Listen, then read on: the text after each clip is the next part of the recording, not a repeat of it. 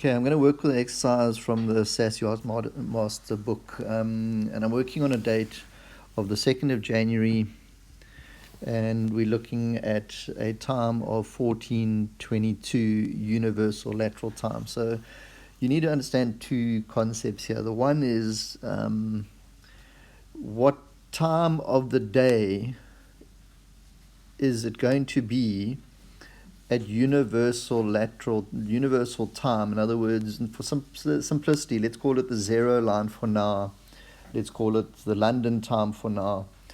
If I am taking a reading at my 12 o'clock time, and I look at my 12 o'clock time and I then refer that back to universal time, an example there would be that at 14:22 was the same time my 12 o'clock in my area where I'm standing on the boat, my 12 o'clock noon sight was taken, and that time at universal lateral time was over here, 14:22. Okay, now you need to understand that this zero line moves up to 2 degrees east and 4 degrees west. That's something like 360 miles difference in a longitude. So we need to go to our Perpetual Almanac and we need to actually look up whereabouts is this line. And I'll show you in the next slide if you have a look here. So what they're saying to us is, on the 2nd of January, the Perpetual Almanac tells me that the zero line is actually 1 degree east. That is when it is 12 noon, if you can follow the concept there. So the next part of the whole thing is we've determined a time.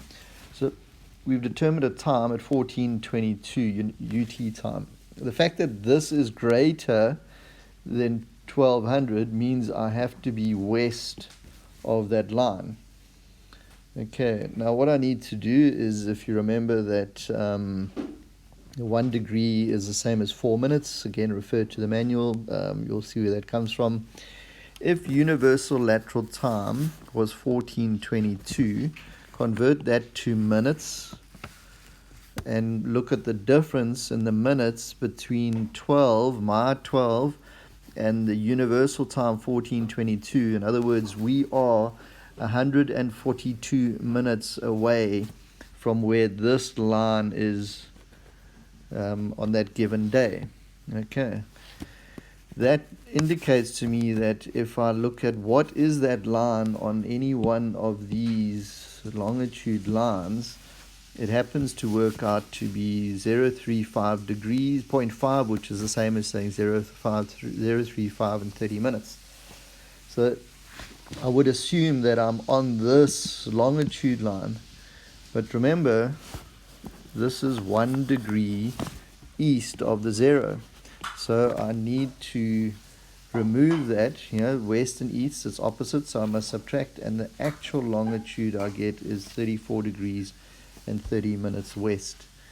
So keep in mind there's time zones, okay, and there's longitudes that are different, okay. So we first got to work out our time zone difference, and then from that we can determine our longitude position. I hope that helps. Again, refer to chapter 1 of the SAS offshore